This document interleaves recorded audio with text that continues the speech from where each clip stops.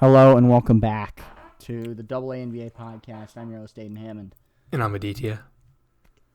And the NBA playoffs have officially started. We've got plenty of playoff news. But first, we're in the final seconds of the Knicks-Hawks game. Really, a good majority of the games have been pretty good.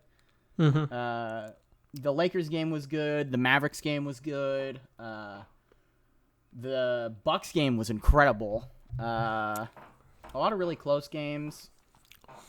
Yeah, and quick disclaimer, we're recording this at 9:30 on Sunday. Yeah. And I worked all day, so I didn't watch any of the games today, but I watched every game yesterday. So Yeah, I watched most of the Lakers game. I didn't really watch the Nets game yesterday, I'll be honest. But that game was kind of ass anyway, so it's no big deal. But yeah, your camera turned off, so.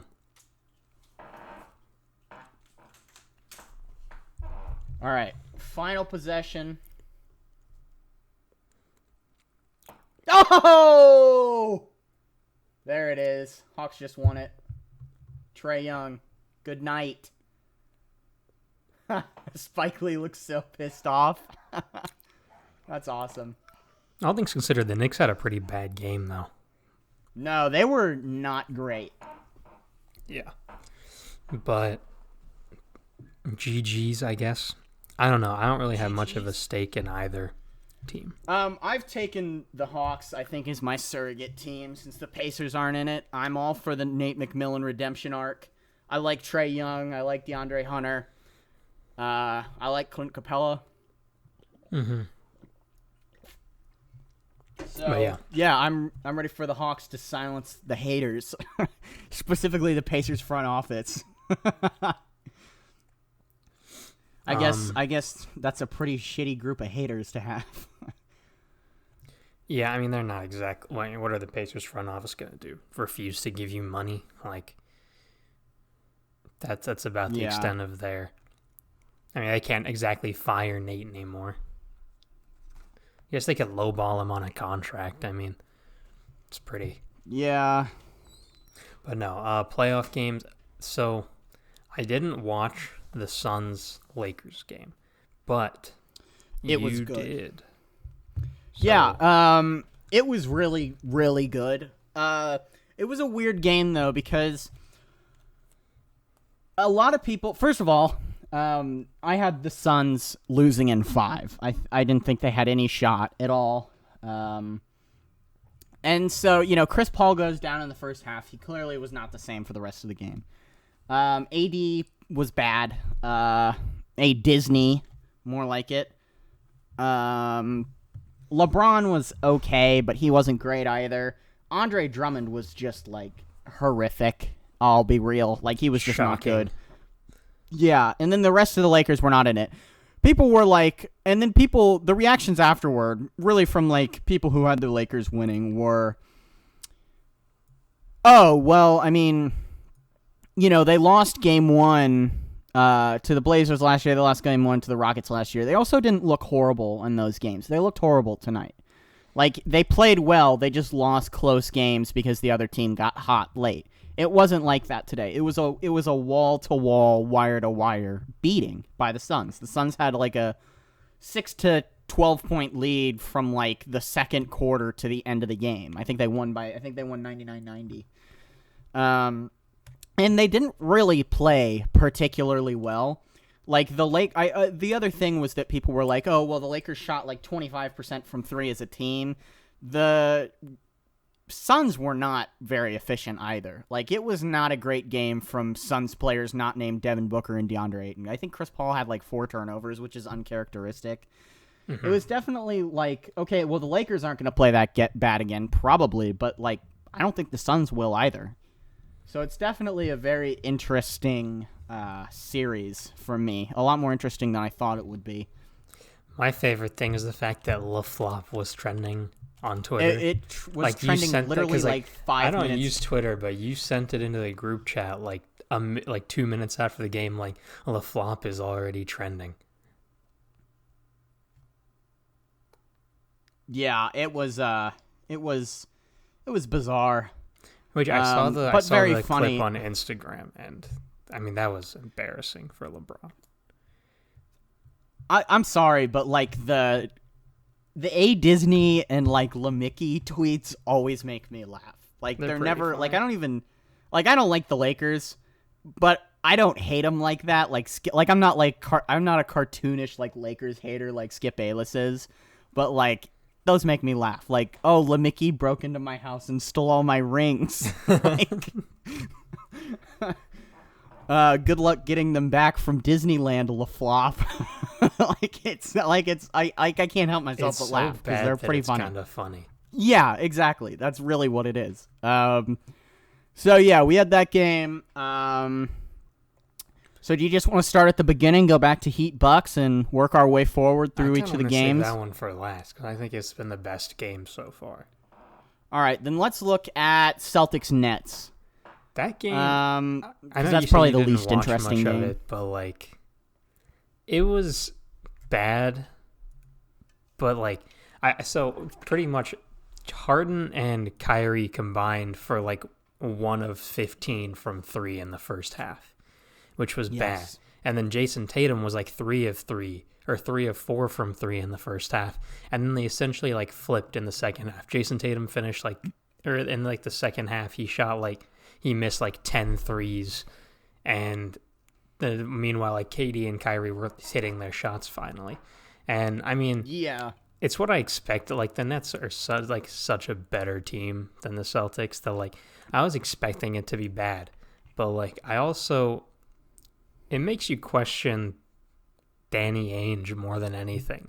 The fact that Tristan Thompson is like your team's post anchor. Like Robert Williams had, and he was blocks. Like good. Like he was fine, yesterday. But like you don't want Tristan Thompson to be your big unless you have LeBron on your team. Like that's true. That is true. But like Robert Williams had 9 blocks, which was kind of insane, and no one really talked about it at all.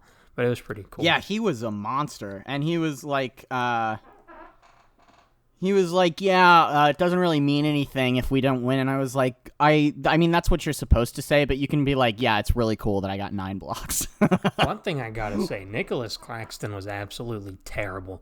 There's like 3 or 4 plays where like he'd miss a layup, get his own rebound, and then like fall over himself and still try and shoot the layup and miss again. And then it was so bad. Yeah, I mean, I said before, I made a TikTok video about what I thought the series would go Follow to. Aiden I filled out a sports bracket. On TikTok. Yes, plug. If you would like to. Did you fill out a bracket yesterday? I know Noah did. I did not. But so I had. We can do ours. I pretty much know what mine is. Like. Yeah. So I had Brooklyn winning that in 5 because I know that Jason Tatum is going to have one game where he drops like 45 or 50 points and it's just too much. And it wasn't this game. No, it was not this game. So yeah, nobody on the Nets was really that great. Like none of the big 3 were that great. I mean, KD was pretty good, but like Harden and Kyrie were pretty inefficient. That KD had was my god, crazy. Yeah. For anyone that didn't watch the game, he pretty much went up and like I guess he like got hit or something, or like he got moved in the air and he just came crashing down on like his back. It was insane. Yeah, it looked like his like shoulder went weird. I thought for sure he dislocated his shoulder, broke his arm. And he just got up. It was like it's a John always Morant scary fall. to see Kevin Durant fall, honestly. It's not even Kevin Durant falling. It's more scary to watch him take a step a little too fast. Well, that too. It always looks like he's going to like break his legs or something. Yeah. But no, he got up like immediately after, which was kind of insane. Yeah.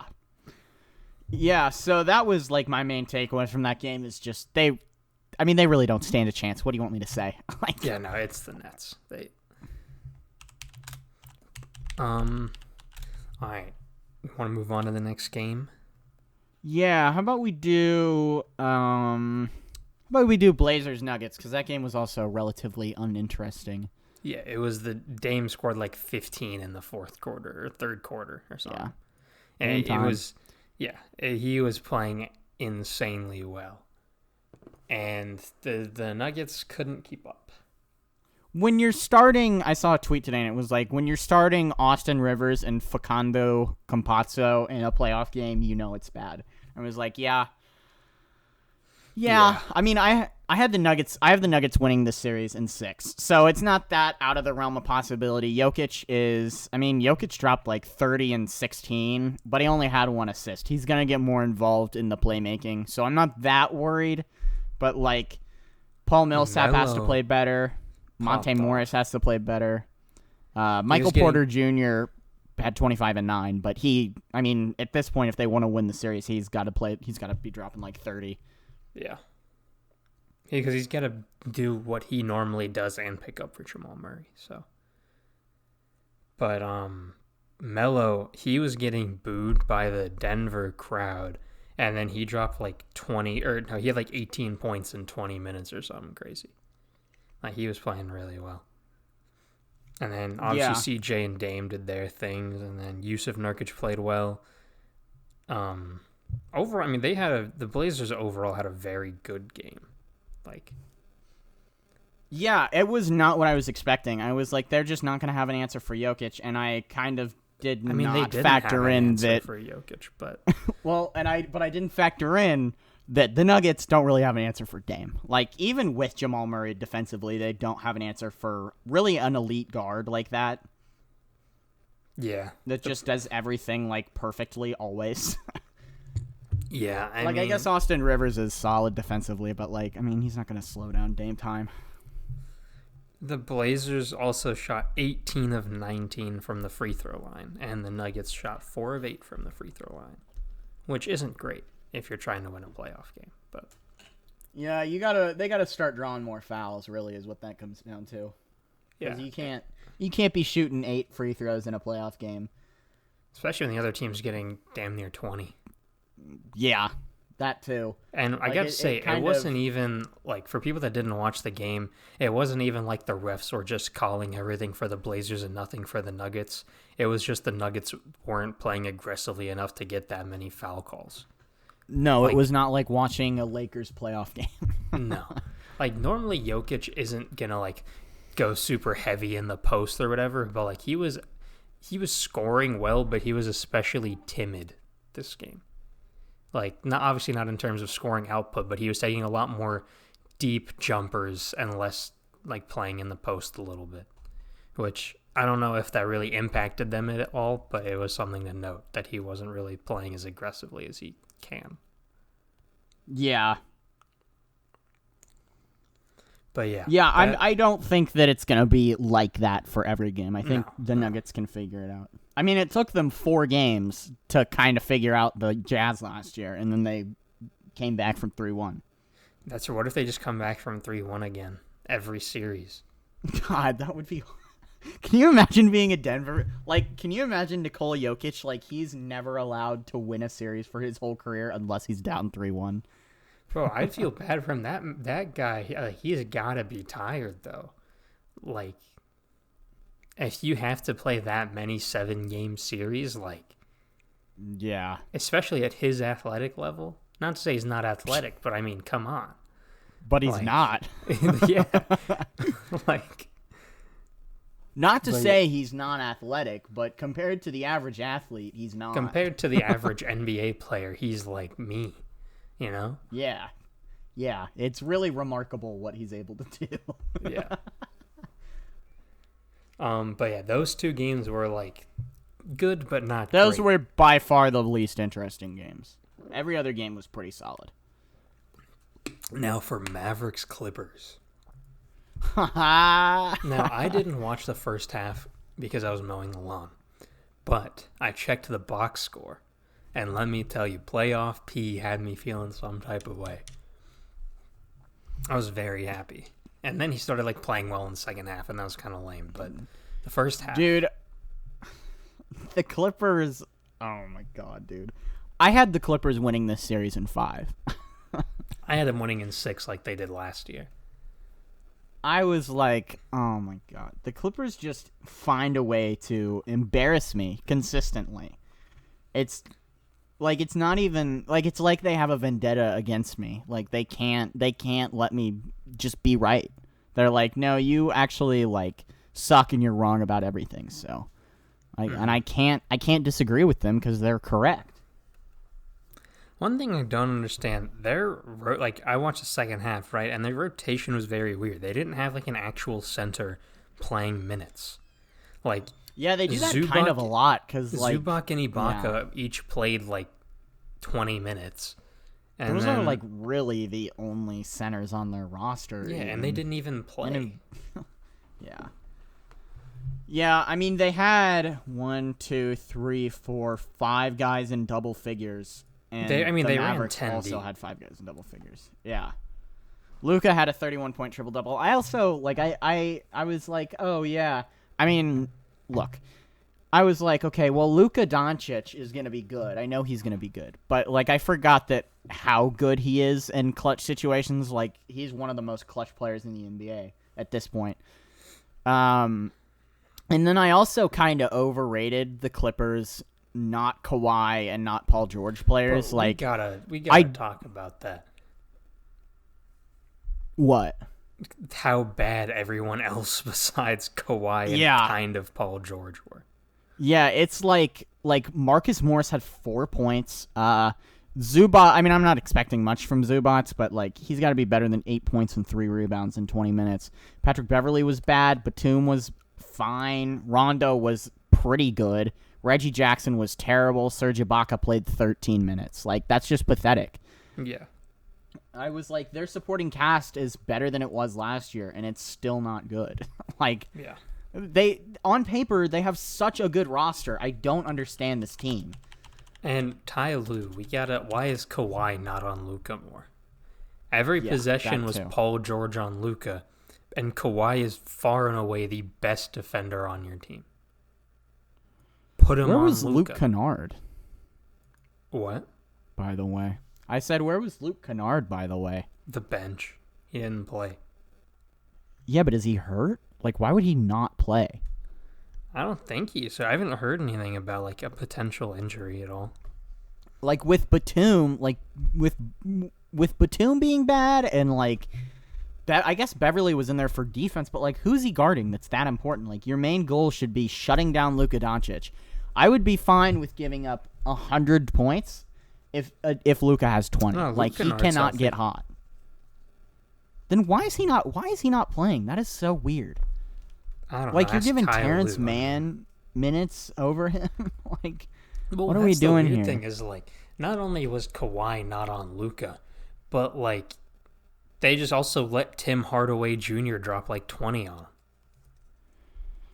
So, I don't know. Yeah, I mean, maybe, like, look, it could be, like, you remember last year when the Raptors dropped Game 1 to the Magic and everybody was freaking out about, oh, it's happening again.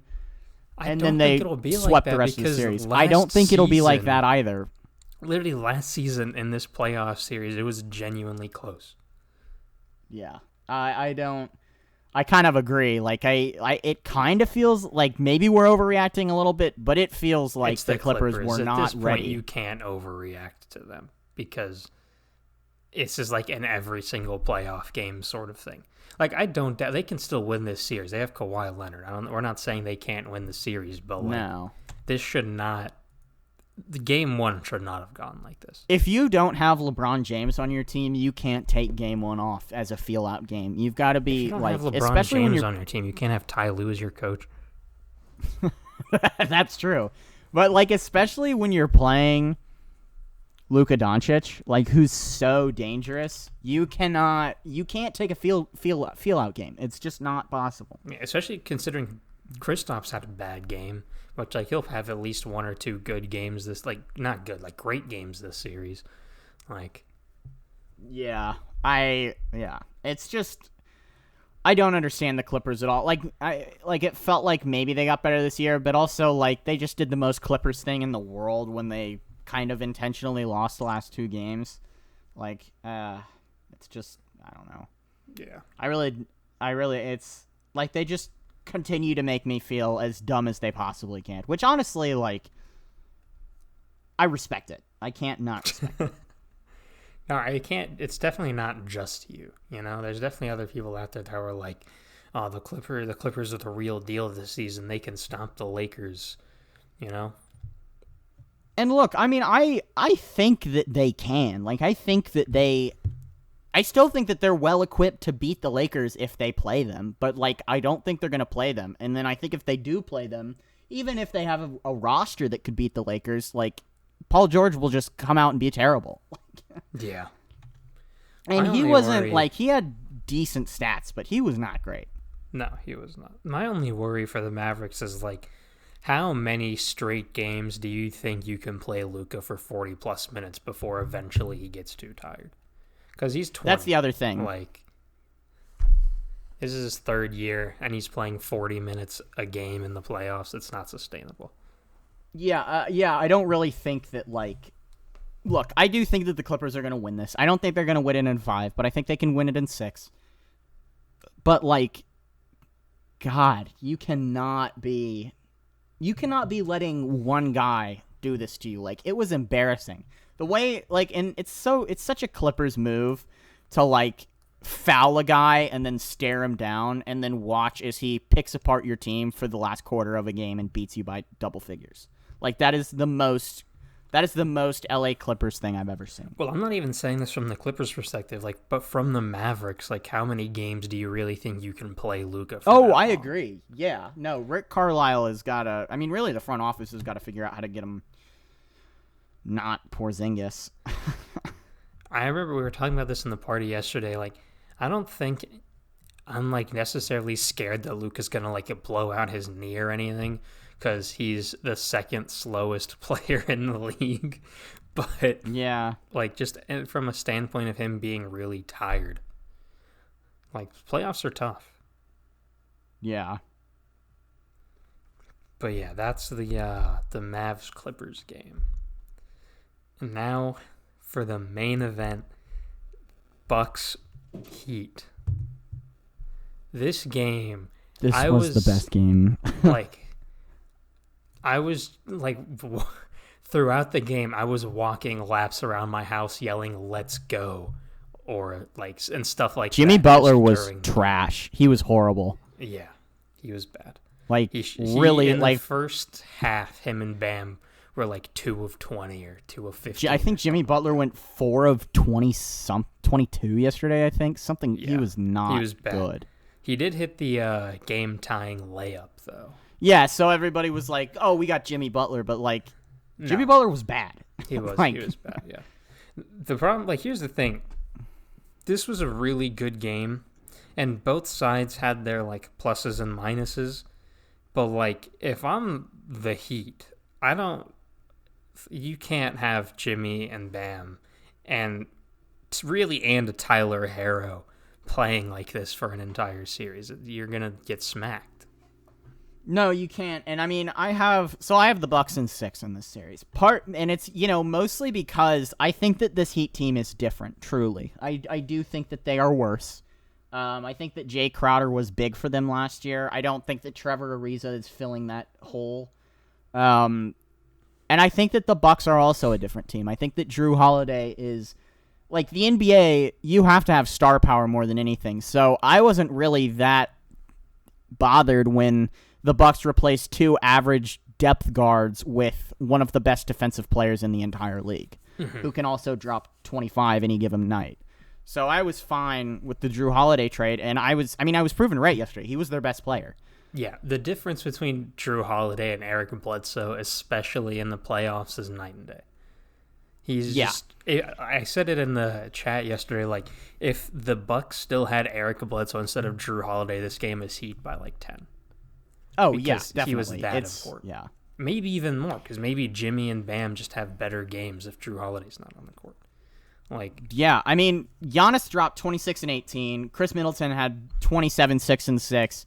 Drew had 20, 11 and 3, and I thought he was their best player because defensively it was just like, that's what they were missing last year. Really, is a guy who can just shut down the Heat's perimeter players. That was the big issue. And also, like, another problem, Eric Bledsoe, one, typically is not that good in the playoffs.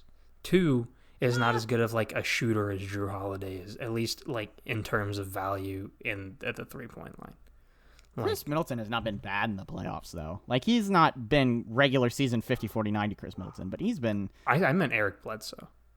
I thought. Oh, yeah. Yeah, no. Eric Bledsoe's not a typically good playoff performer.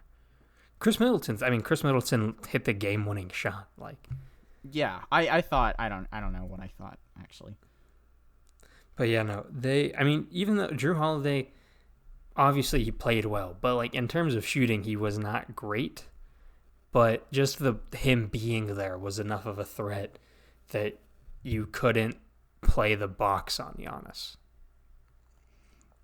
Yeah, And I mean, Brook I Lopez think the other played really thing, well too. like, that's really the difference this year is that they can focus. They have the personnel. The Bucks do. They have the personnel to completely shut down the two best Heat players. Like, Giannis by himself can take Bam Adebayo out of a game. That's what he did yesterday. Even though Giannis was inefficient offensively, I still think he played. Bam. Brook Lopez was doing the majority of that. Giannis was pretty important. No, he was, but the problem with Bam was that, like, he wasn't even posting up Brook Lopez. He was just taking a bunch of middies. Like, he was just shooting from the mid-range a bunch. Like, he did not post up on Brook Lopez. Also, Duncan Robinson is not going to... Like, I saw a bunch of Heat fans being like, oh, Jimmy's not going to be that inefficient. Bam's going to be fine. But, like, Duncan Robinson, sorry, he's not going to go, whatever, like, 7 of 15 again. He's not going to do that more than, like, 4 more times. Or more than, like, 2 more times, actually. Like, he was good, not great in the playoffs last year. Yeah. Really, he wasn't Tyler even good in Hero the is the playoffs X factor last year. for the Heat. Tyler Hare is the X factor for the Bucks, dude. Last game he was the Bucks' best player. All right, like, yeah, no, he's just. He was absolutely terrible. I get the sophomore slump, but like, god damn. To this extent, man, this isn't awful. This is not year. a sophomore slump. This is like send me to the G League. Yeah, he was absolutely terrible. Awful. Yeah, and did you see that report that like Jimmy has reportedly been clashing with Heat management a little bit? I did not see that. No. But at let this me look point, it up. Or it's maybe like, it was Jimmy, like Heat coaching. The thing with Jimmy is that, like, he's a very, as we all know, he's a very vocal person. Yeah, and that's really good when you're winning, but when you're not winning, it can be detrimental. The thing with the Heat, though, is, like, they're the type of team where, like, they want you to do that. Like, the reports are always like that. I don't think any team wants a player to get that involved with the coaches. Report: Jimmy Butler and Miami Heat coaches have been getting very, very testy behind the scenes. Yeah, I don't think that's a these reports. I don't know. I think that is a big deal. I don't think that like I get it. That's kind of his thing, but like at a certain point, you gotta tone it down. Like, you gotta just trust Spoelstra because like he's by far the best coach Jimmy's ever had. Like, they went to a finals last year because Spoelstra was, and Jimmy, but like at a certain point, you can tone down like I have to be an asshole and always get the most out of my teammates. Like, you can just be a good player. Like, you don't have to be the guy that's always super involved. Like, you don't have to be a coach on the floor all the time. And I think that's maybe part of what bothers the coaches. I don't think this is personally a huge deal.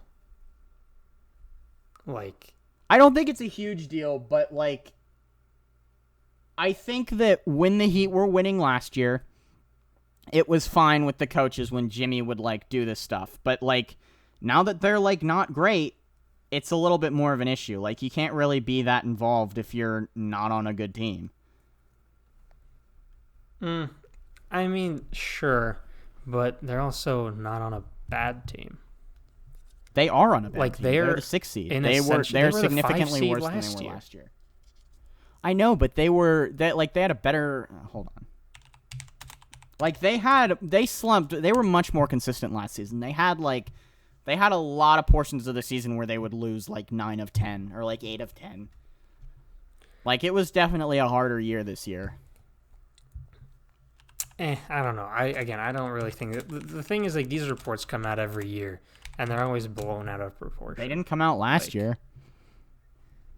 I mean, yeah, but they've come out every other year. They're always blown out of proportion. Like, the players don't have a problem with Jimmy. The players don't, really but I'm not talking about the players. I'm talking about the coaches. The thing is, the that coaching sort of staff stuff is like when you clash with the coaches, it affects the whole team. It's not like Jimmy and the coaches are just doing this and the players are minding their own business. And like, it affects the whole team. And it does, but like, I mean, that was the issue with the other teams, was that he started clashing with the coaches. Like, he didn't like Tibbs either place. He didn't like Hoiberg. He didn't like Brett Brown. Like, that's been the issue in Minnesota was him clashing with players, not the coaches. It was also the didn't get along. Coaching staff, because the coaching staff was trying to get him to be nicer to Andrew Wiggins, and he didn't want to do that, which I'm fine with. But like,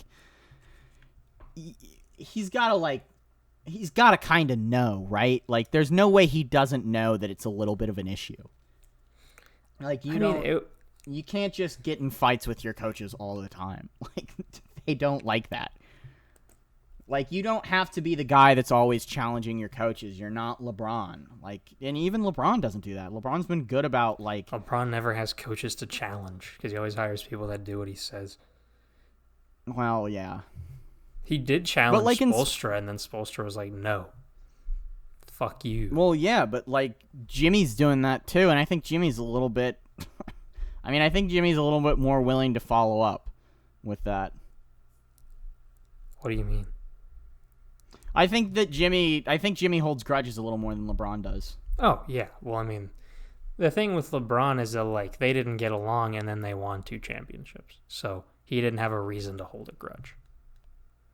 You know what I mean? Like, I'm sure if the Heat went like 1-3 or they didn't win anything, then he'd be more upset with the Heat organization. But they won 2. And he was playing with like his best friends. So. Yeah. I don't think there was any reason. I don't know. I just think that, like, when you're winning, players challenging coaches is fine, but when you're losing, it's not. And, you know, I think that could be an issue. It could be. Like, it was fine for LeBron or Michael Jordan to challenge Phil Jackson, but when he was challenging the other coaches, like, the coaches didn't like that. Like, when he was early in his career, coaches didn't like to be, like, when the Bulls were like 32-50, they didn't like that. Yeah. I mean, I definitely see where you're coming from. I just think as of right now, it's not like a glaring issue. Yeah. Like, I'm sure, obviously, if it's, like, continues over the next season or whatever, then, like, yeah, you gotta think some things through. But I don't think, like, as of right now, it's, like, necessarily, like, a super pressing issue. You know what I mean? Yeah. But, I mean, back to the game. I mean, I guess we already kind of covered everything about the game. It was insane. I mean, their whole big 3 played well. Like, I know Giannis was inefficient, but he still dropped like 26 and 14. It wasn't even the big bro. It was the big 4 last night. My man Brook Lopez was feasting. Well, that's true. But I mean, if that's what Giannis is doing on an off night, like, I mean, come on. Like, how are you supposed to defend that? Like, his off night is like... There was plays where they literally, like, he just kind of walked to the basket. Nobody put up any resistance. He just, like, they didn't defend him at all. His free throws, he does need to be better than, like... He needs to be better than, what, like 48%? I think he was like 4 of 11 last night. Like, he was not. 6 of 13. Or 6 of 13. Yeah, you gotta be to a point where teams can't hack a Shaq you. Yeah, and I think part of that was, like, just jitters a little bit. Like, he's typically a better... I don't know. I think he gets in his head a little bit in the playoffs, honestly, because, like, I feel like the narrative that he's been a bad playoff performer is really unfair, considering, like, how good he's been for a majority of his playoff games, and how, like, last year, it wasn't really his fault that they lost. It was on Bud, and, like, Eric Bledsoe was trash, and Bud would not take him out. But, like, you know, when you're the star, the blame falls on... It's like LeBron. Like, LeBron losing those first couple years in Cleveland in, like, 2006, 2007, like... Or, I mean, 2005, 2006-ish. Like, it wasn't really on him. Like, he was pretty good. Yeah. He wasn't great, but he was still pretty good. Like, Giannis has not been great, but he's been pretty good. Like, I'm not going to... He just hasn't been really get mad at a guy. Giannis in the... Yeah, and that's the issue is he sets this like insane standard in the regular season, and then when he can't continue the insane standard he set for himself, he gets hate for it, which, whatever. Now, But he was like, yeah. Wait, Go ahead. You can finish your thing. No, I was just like, that was basically it.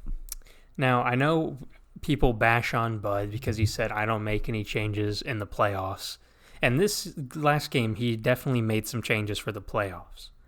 But this is a similar problem that there was with Luka Doncic, where Giannis, Chris Middleton, and Drew Holiday all played pretty much the entire game. And that's going to be a problem if they have to do that I'm assuming, even if they make it out of the series, they're going to have to play. I mean, you obviously want to get to the finals, and if they have to play 45 minutes a game every game in the playoffs, it's going to be a real problem for them. Yeah, yeah. I agree. But it is All a right. step because Coach Bud has historically been not making changes in the Bad, playoffs. really bad. Yeah.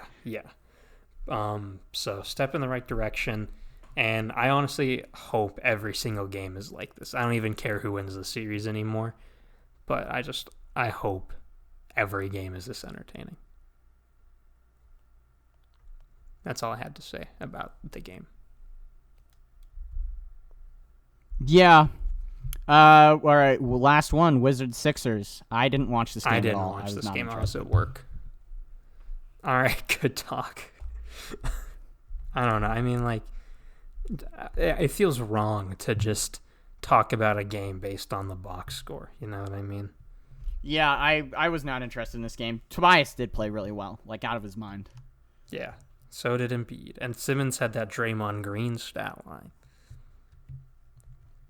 But, neither of us watched this game. I think this will probably be one of the least entertaining games of this entire series. But, 1-8s are never really that good. Tonight the Grizzlies Jazz game is on, right? Oh, it's going right now, actually. I didn't even know that. Yeah, it's 14-14. Don is out. Oh they're not playing Donovan Mitchell in a playoff game? That's he's bold. hurt. Kind of. Really? Yeah, kind of. He's got, I don't know, I'll look at the injury report. I don't know, but he's missed the last couple games, I want to say. Well, he missed some regular season games at the end of the year, but, it's a bold call and not. I guess it's the Grizzlies. You're probably fine without them, and even if you're not, one game is one game. But Quinn Snyder says Jazz. This is from Tim McMahon, ESPN. Quinn Snyder says Jazz medical staff met with Donovan Mitchell after shoot-around and decided to hold him out of Game 1. He acknowledged that Mitchell, who declared himself ready to go when he talked to media post shoot-around, isn't pleased with the decision. Well, who is? Yikes. It's a playoff game, Yeah. And the Jazz are having a whiteout night, which is fitting. Utah. Utah. But, no, I honestly, this might be it. Even if the games are kind of close, I don't want to see the Jazz and Grizzlies play each other. That just doesn't seem very fun. But, right now the Grizzlies are up 3. They're 17-14. Why is this the primetime game? That bothers me. Or not the primetime game, the night game. I don't want to watch this game. I'd rather watch Lakers. No, they really should have made the Knicks game the primetime game. I don't understand this at all. Or the I Lakers guess that was game. primetime technically because it started at 7:30. Yeah, but have the I want to watch the Lakers. I think this will actually be a pretty solid game. I think it'll be a good game, but it's going to be a boring one. I don't want to watch, especially if Donovan Mitchell's not playing. I don't want to watch it. You know what I mean? Yeah.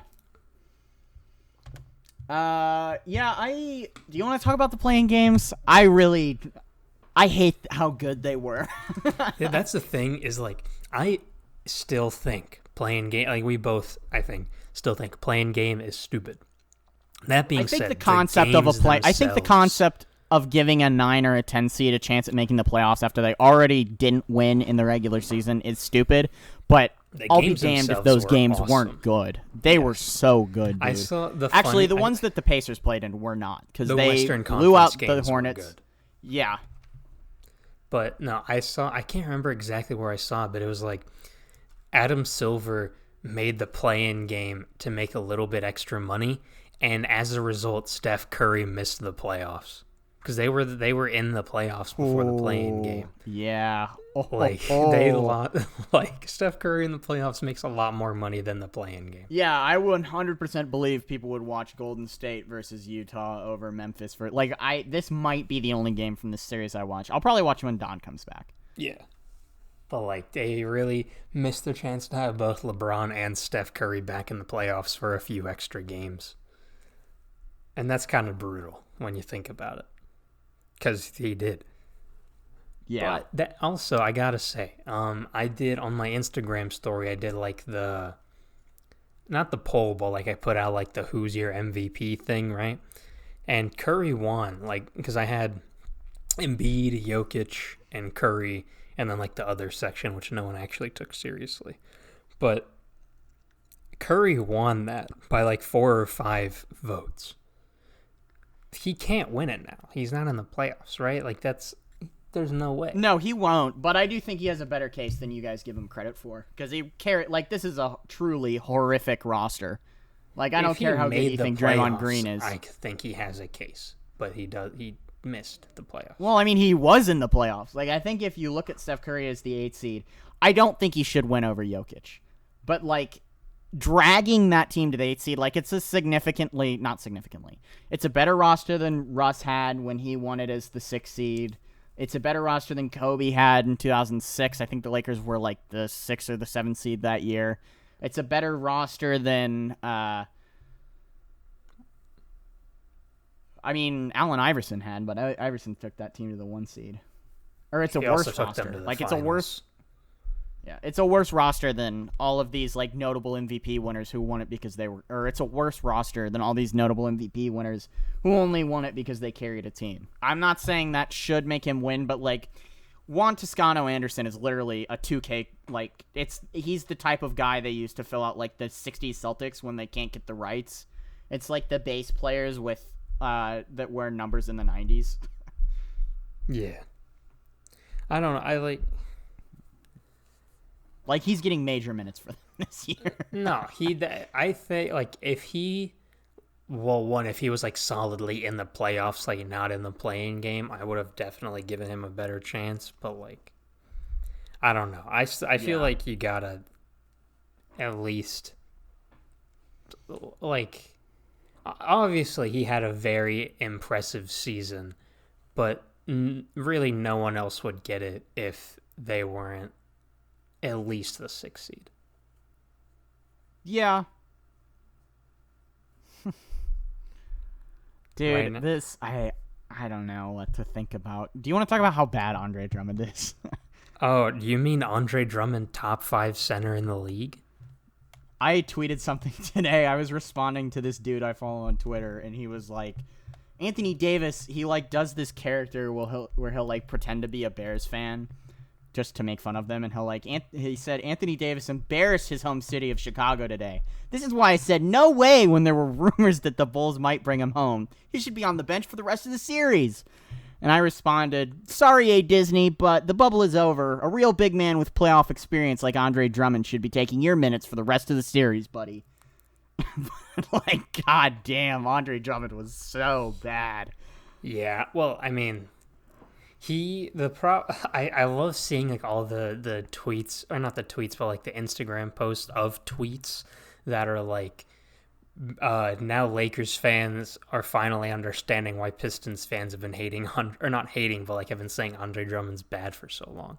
What was that one where it's like, oh, Lakers fans join like the brotherhood of fan bases that didn't realize that Andre Drummond sucks just by looking at the box score, like having to watch Andre Drummond. The problem is that like there's someone that we kind of know that's like convinced that Andre Drummond is this elite A friend of a player. friend. Yeah, he's a friend of a friend, and he's convinced that Andre Drummond is this elite player who just hasn't been given the opportunity to succeed.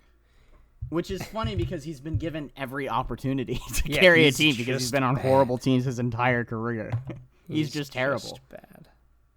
And he's Big gotten Penguin, worse. though. Like, Well, I don't think You he's can only necessarily make- gotten worse. I just think he's given less effort and stopped caring about the sport. Which, like, playing in Detroit for Yeah. 8 years will do that to you. But, like, I mean, Come on. maybe it's the thing where, like, when you kind of start out and people don't really know that you're kind of a stat patter, like I didn't even really think that. I was like, well, he gets like 15 rebounds a game, and you guys were like, yeah, but he throws it off the backboard 7 times, and I was like, yeah, but like, I mean, you can only do that so much. Some of those have to be good, and then you watch him and you're like, oh no, he just is really bad inside of 3 feet. yeah. What was that stat that he was shooting under 50% inside of 3 feet this year? Something like that. Like, He's- that's just ridiculous. Yeah.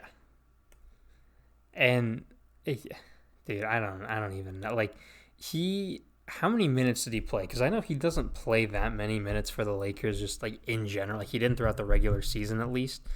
But I gotta pull this up. He Yeah, I played got it. 19 minutes. And he was a complete black hole for those entire 19 minutes. Like, he had 12 and 9, but like, if you watched it, he was like constantly also- like getting poked in the legs. Like, he was getting balls poked away. Like, it was just pathetic. Yeah. And again, I didn't get to watch the game because I was at work, but Ayton had 21 and 16. So, you know. NBA is expected to implement a midseason tournament as soon as next season called the Stern No. Cup in honor of David Stern. The David winning team of the Stern tournament wouldn't could want win this. possible rewards such as a pool of money, the first pick in the second round of the draft, or even a guaranteed playoff spot. Who cares about The number cash of or games- a second rounder? The number of games in the regular season would the number of games in the regular season would decrease if the tournament were to take place. That's so stupid. mean- Who cares? No one wants a mid-season tournament. Yeah, that's the thing. Like, Oh, you think LeBron's everybody- gonna? if You think you- LeBron's gonna play in this tournament for some cash in a second Absolutely not. rounder? Like, come on. no, it's here's the deal. I And mean, if you win the mid-season tournament and are guaranteed a playoff spot, you can just rest your good players for the rest of the season because it doesn't matter anymore. if you like, Oh, look, if you shave 10 or 12 games off of the season, like everybody has wanted for a decade, and then you add back 8 or 10 games in a mid-season tournament, what are you really doing? Like, you're subtracting like maybe 4 games? Like, that's so dumb. and how many? Are you saying my all God. 30 teams have to play in this tournament? I guess so. I mean, and it's is the it- whole. Because if it's a single elimination tournament where every single team has to play, that's so many extra games. It's not even worth it to try and win. Because you're No, adding it's not. so many games. First, Plus, a guaranteed playoff spot, like, how would that affect the lottery? Like, what if the Timberwolves just go out there and win the tournament, and then they get a guaranteed playoff spot? Like, yeah, and then they win. but like they also 20 end up as games. like the 15 seed. Like, Yeah. what are you gonna do? They get hot for a few games and are guaranteed a playoff spot and like the number 4 pick. Yeah, it's so stupid, dude. David Stern would not want this, Adam. Come on. I like man. that significantly. No, David Stern would. If David Stern had more time as the commissioner, something eventually would have been added like this. Like, I think it's just, like, I don't even think it's Adam Silver's fault, really. Like, it's just kind of the way that commissioners are. Like, they're always looking to make more money. And, like, But in a league no like one's the gonna NBA. care about it is the thing. Yeah, I mean, okay. Like, you would literally, statistically, you would make more money if all of your stars were just healthy for the playoffs. Yeah. Actually, yeah. I don't get it, dude. That's so upsetting. And look, like, if you're going, first of all, I would be way more okay with a permanent play-in than whatever a mid-season tournament entails. Like, let's be Yeah. honest. For The play-in games, at least half of the play-in games were good. Like, when there's actual stakes, like getting to watch Steph Curry in the playoffs, people will tune into those games. I watched both of the Warriors games and was disappointed both times. But they were still But I still watched entertaining. them. Yeah, they were incredible. Like two of the best, literally two of the best basketball games I've watched all year. Yeah. But like, I mean, oh my god. Ugh, disgusting. I genuinely obviously we both think it's bad. And but I also know NBA players can't really talk about this stuff publicly because they can get in a lot of trouble for that. But I kind of want to I don't know why you can't tell Adam Silver to buzz off with this though. Like at a certain point you got to be like, look, this is absurd. We've had the most memorable injuries of any season ever. Basically a notable player from every team has been out for at least a 6-week period this year. We have got to figure something out, and it is not adding more games. Yeah. And the problem is, too, if you don't want to add more games, you have to have, a 50-game regular season. And at that point, what are you accomplishing? Yeah, I would even, at this point, I would be more okay with them being the 12 through 9 seed will be part of the plan. At that point, I'd be like, okay, well, teams with the 10th best odds in the lottery can also play in the plan. I mean, I don't want that either, but it's so much better than a mid-season tournament. Unless you're going to give everybody 2 weeks off before and after the tournament, and then maybe it'll be okay. But the only way I could see this being a good idea is that nobody cares about the middle of the season. So, maybe getting a few more viewers on those games, but, it's not going to, I doubt it works. You know what would be so much better is if they just had, a one-on-one tournament at the All-Star break where, 8 players play or something.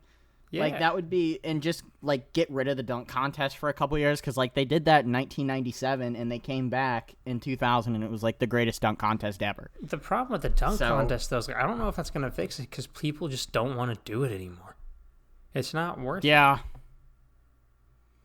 You have to spend all this time preparing just to get screwed over by the refs.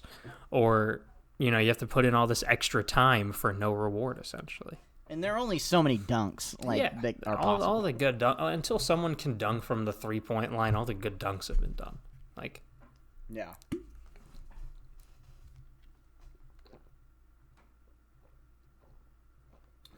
I mean...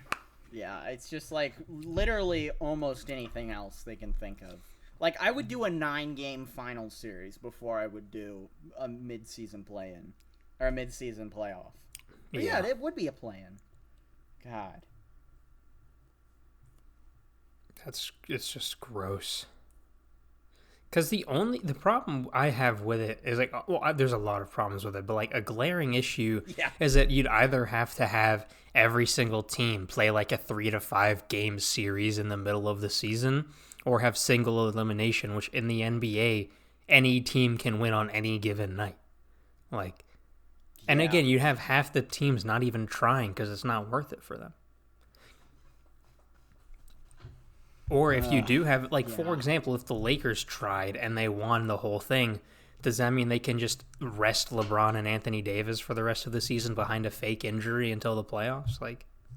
I would guess it would be based on your relative seeding. If a team, let's say Atlanta wins it and they're the 5 seed, they would just stay the 5 seed. But, if a team like the Pelicans won it and they're the 12 seed, they would then take the 8 seed. I don't know, dude. That's weird. Not a fan. Yeah. Oh, well, hopefully when more details come out, they can somehow make this seem better. I don't think they can, honestly. I don't believe that this just sounds bad. I think that this is an objectively bad idea. Yeah. I don't know. You gotta look at other sports. No other sport that's popular is making huge changes. The NFL added an extra game. That's a pretty huge change. But not this, but it's also people not want this type of people change. Every year I want more. I'm always mad when the season ends. Even when the regular season NFL ends, it's the best regular season. I'm always bummed out when an extra Sunday of football is awesome, but that's not the kind people don't want more of the NBA. Yeah, people are fine with the amount of games. With the NFL, you have 16 games from each team. You want to see more because they play once a week. Yeah. We're kind of stuck in like this, or the NBA as a league is stuck in like this place where like we don't want more games, but we're also not making enough money.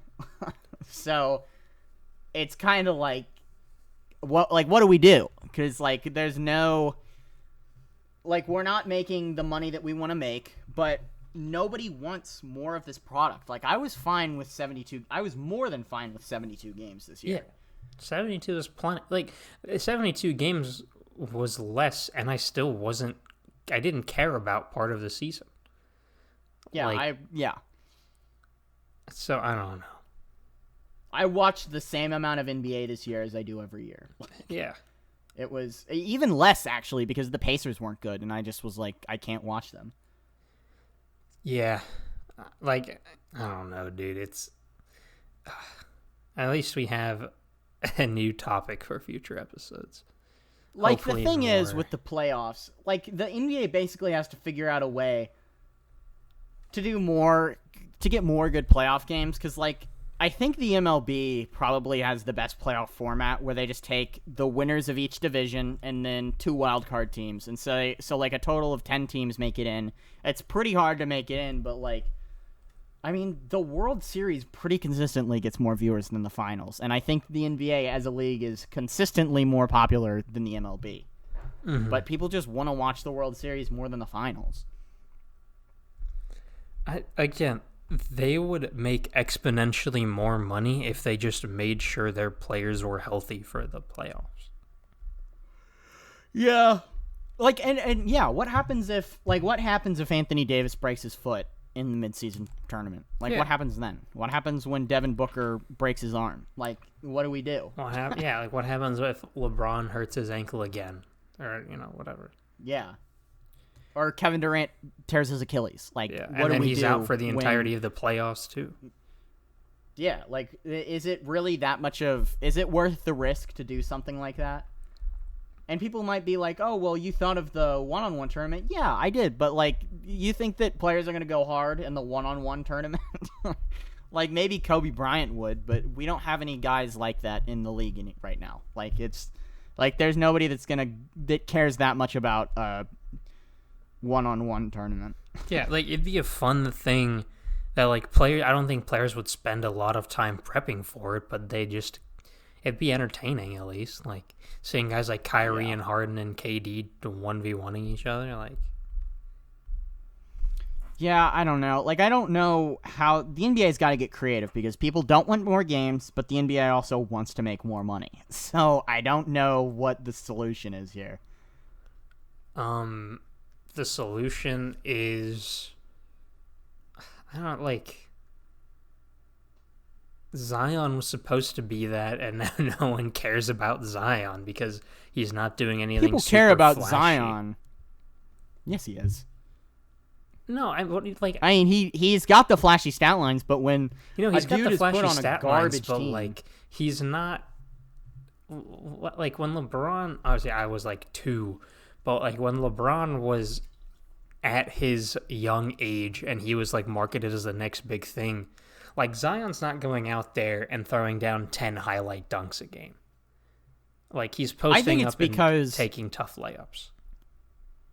I mean, I think it's because the NBA got Luka first, and they just like, he's a little bit more exciting to watch than Zion, and he's easier to market because he's in Dallas as opposed to New Orleans.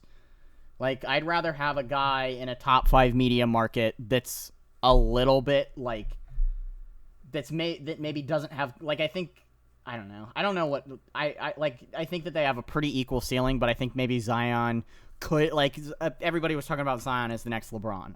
That might be a little ridiculous, but like, let's just say Zion is better than, or Zion has a higher ceiling than Luka, which probably isn't true, but let's just say that's the case.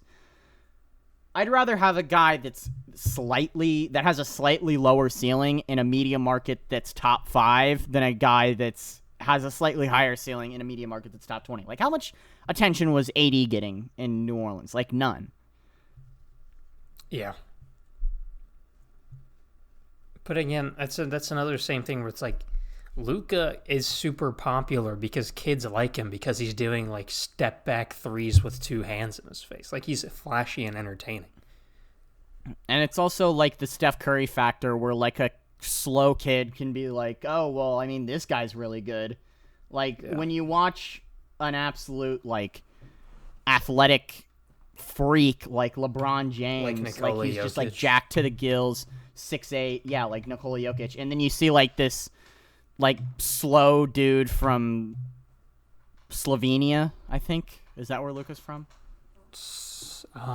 What is it? It starts with an S. I know that. I forget it though. I think it's Slovenia. No, it's not Serbia. That's where Divock is from.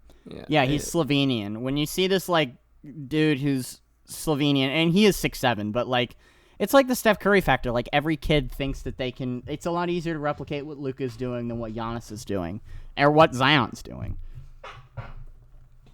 Yeah. So like I don't know. Like the NBA is obviously not. It's not like the NBA is going to have to shut down because they're losing so much money. But it is a certain they're not thing even where losing that much money. They're just trying to recoup their losses from COVID, which it seems like a long-term solution to a short-term problem to me. Yeah. I don't know. I don't think the answer is adding more games in the middle of the season. Yeah. I'd be fine with. I don't know. I'd be fine with 9. Market the playoffs better. Like the Super Bowl is the most popular sporting event in the United States. Last year's finals got like 5 million views, streams. Like, oh yeah, it was pathetic. Yeah. Like the NBA. That's the other thing is like that classic David Stern quote where somebody asked him what his dream finals was. He was like Lakers versus Lakers because Los Angeles is it is basketball. Like, you know, the Lakers are the most marketable team, and like, you know, what like that is a little sus, I might say, when I watch like the Lakers taking 15 more free throws, but like that doesn't work anymore. And I feel like we kind of showed that doesn't work anymore last year when it was literally LeBron James on the Lakers in the finals, and it didn't matter. It was the lowest rated finals in like decades. I also think it's like a lot of older people are kind of sick of LeBron. So they're not going to watch it. They're not going to turn it on for their kids. People our age are like, you know, LeBron's really good now, but he's not as entertaining as, you know, 26, 27-year-old LeBron. Like everybody on Friday was going crazy. As much. I think a lot of people do still. But like people were going crazy about Steph Curry going to the Lakers maybe next year. And like, well, they do that sounds horrible. Like, I don't want to watch I don't want to watch the same finals 4 years in a row again. Like I was done with Lakers Cavs after 2016, or I mean Warriors Cavs after 2016. Yeah. It was no longer interesting when they got Kevin Durant. Like I don't want to watch two all-star teams go against each other. Like Anthony Davis, LeBron, and Curry is cool, or versus Kyrie, KD, and Harden is good in theory, but like if there is no doubt what the finals matchup is going to be, like who really cares? Like. Mm-hmm. Also, it would probably get decent ratings, but I don't know. I don't know. There's a lot of things we could talk about for fixing the NBA. Like I mean, part of it is like the Knicks have to be good. Yeah. Like the Knicks, Lakers, and Celtics have to all be good at the same time for the NBA to be at like peak revenue. Mm-hmm. Yeah, and even then, it's like half of what the NFL can do. Yeah, like, not even half. Like that's the NFL does like a lot better. But I also think that's just because they have less games, so their product, people want their product more. It's like the opposite of what the NBA has. They have too many games. Yeah. Yeah. Like, and that's the weird thing about baseball, I guess, because like baseball has so many games, and then you get to the playoffs, and it's a significantly more interesting product. Maybe it's because you know anybody can get hot. Season as much.